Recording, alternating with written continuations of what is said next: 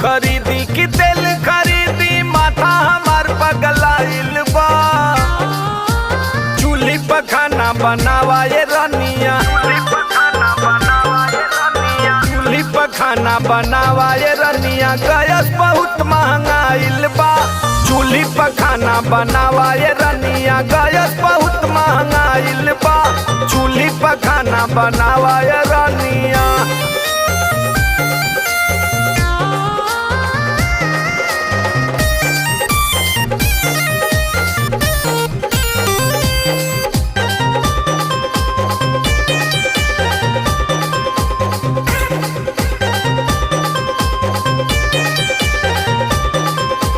कर्जा लिया चाहे खोदा तो कुआ, चूल्हे पे लागे बड़ी जोर धुआं।